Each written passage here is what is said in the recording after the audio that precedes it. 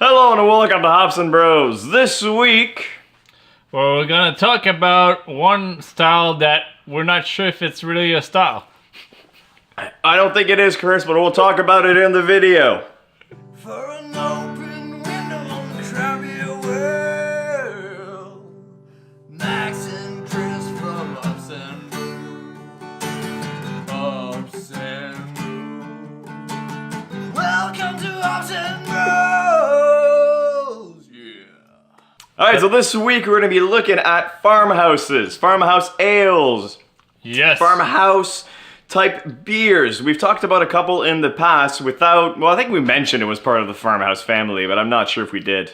Anyway, so of course, what's a farmhouse? It's a quite different. If we put it on like the style spectrum of things, everything start off with farmers. So farmer brewers, and mostly a true farmhouse really provokes the sentiment or the feeling of origin. So from the earth, from like really the field that it's been brewed with or brewed in. So reminiscent of the ingredients present in the region, local hops, local barley, local ingredients used in the beer. So it's really focused on the region where it's brewed. And I think that's the key feature of this beer is regionality, and it is using what you have. Now, we've talked about saisons in the past, we've talked about the grisette, we've talked pretty much only about those two, and they're the main two beers that are part of that family, at least that Exactly. I know of, that I know that I can say I've tasted before. But there's others. There's the Sati from Finland. That's also technically a farmhouse. Yeah. There's not much in common between a Sati and a saison. Why are they part of the farmhouse family?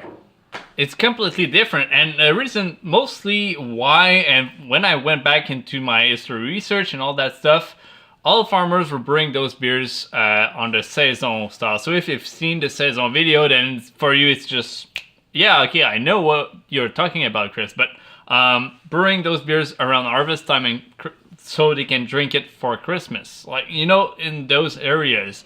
And at the same time, like, they never add enough ingredients on the farm to be an everyday drink. So it was always brewing something special every single time. But to be reminiscent of all the terroir and all that stuff, when we grew, like the industry grew and all that stuff, and then we got lagers, we got ales that just popped up everywhere, and big breweries, everything commercial and all that stuff, then it kind of like bring the style back to the farm.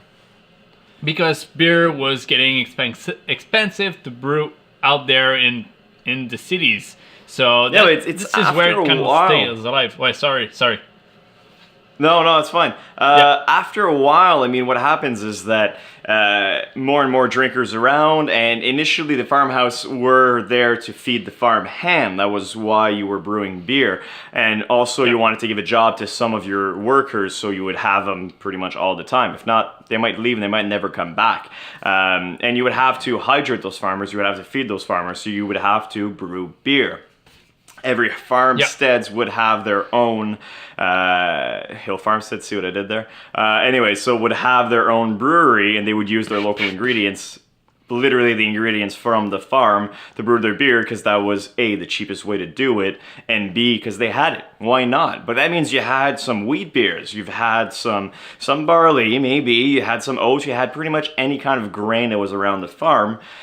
So what made it a farmhouse aside from that? I mean, in modern days, the big problem we have is that we will give the farmhouse status or the saison status or the grisette status to beers that just have a specific yeast. But it's so much more than just that yeast. Exactly. Basically, having the special yeast, this is what kind of like drove the style from where we know it now. So Max, how do we brew a farmhouse ale? That's the thing, is in modern days, it's really just simple grain bill, some specific hops. Usually you'll use hops that you find in Belgium, like your Foggles, maybe Steer and Goldings, although that's more of like a British way of brewing this beer, or British hops used to brew this beer, but you can use pretty much any hop. technically you should use local hop, but anyways, let's not get into that debate. And then yeast, it's just saison yeast. Yeah, anyways, that's pretty much it for a farmhouse. Like, there's nothing really complicated to it. You want to have like a dry beer that has a nice mouthfeel, but that's also very refreshing. But you can brew them the way you want. Like the Sadi is completely different because the Sadi you actually add juniper berries to, so it has sometimes that gin flavor, which can be really cool. And I think it makes it a little different than most farmhouses because of that. But when I'm thinking about farmhouse, I'm always thinking a little bit more about like funk than just your casual saison. Like in my head, I don't know why, but it needs to taste like farm. Or when I drink it, I need to think about like my local farm, where my mind is at when I'm at the farm. Like, part of that is Part of that is definitely marketing behind the style of beer. So if a brewery is doing it right, they're going to have some sort of farm theme for their bottle, or at least for the beer that they've produced. But there's also there's a certain freshness with farmhouses, I find, because of the nature of saison yeast, or at least most of the strains that we have, most of the farmhouse strains. I'm going to talk a lot about saison because most times when you're thinking farmhouse, you're actually thinking saison. Kind of got co-opted by a lot of breweries and readapted. I mean, in North America, saisons are something completely different than what you find in Europe. We'll talk about that a little later. The yeast will eat pretty much all the residual sugars, leaving you with a dry body, which sometimes you can have some hay as well coming out of that. It's going to be a very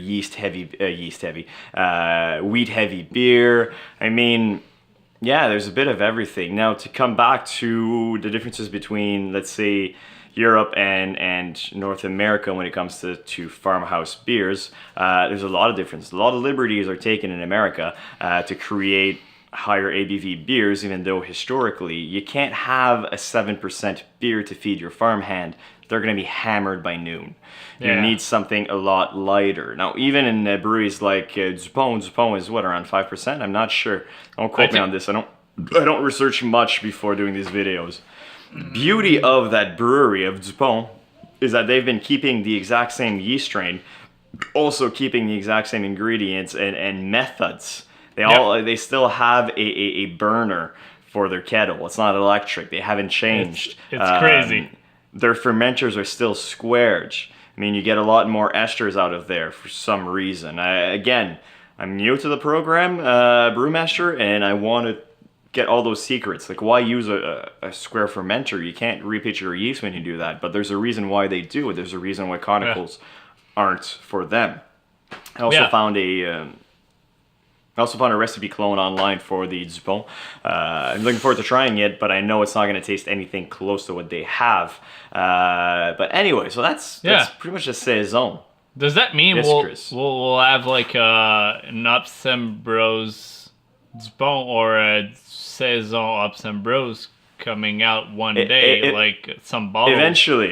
Eventually, I'm not gonna lie, I'm looking a lot to saisons. I like the mouthfeel, I like the beers in general. It's very distracting when you have a spider that's just moving around your camera. Anyways. You have a spider on your camera? I have a spider on my camera. That's the first time I see that, and right now it's super distracting. Like, you have a crew. You have a camera crew with you, working with you. Like, you can change the ISO, get that nice white balance properly and all that stuff. Maybe she just makes sure you're properly framed in that video. Maybe. That would be very ironic if I was poorly framed. But anyways. So I'll be working on saisons a lot more. I love that style. Definitely coming out. Yeah, exactly. This was a complex video. I really hope that you guys understood a little more what the farmhouse style beer is. If you have any questions, please leave them in the comments below. We'll try to answer as much as we can. Yeah. And let us know, a good question for down there. What do you prefer? Do you prefer the North American style saisons that are a little higher alcohol but still very clean, very dry, or more the European styles, or at least the historical saison style, or farmhouse style that's a little more lower alcohol, a little more bière de table, a little easier to drink? That sums up pretty much the farmhouse ale style, or whatever you want to name it, because it depends on the region where you are. So Max said it all. Leave a like on the video, subscribe to the channel, and Max, we'll see them in the next, right? If I'm not wrong. Yes, we are. All right, awesome. Cheers, y'all. Cheers, y'all.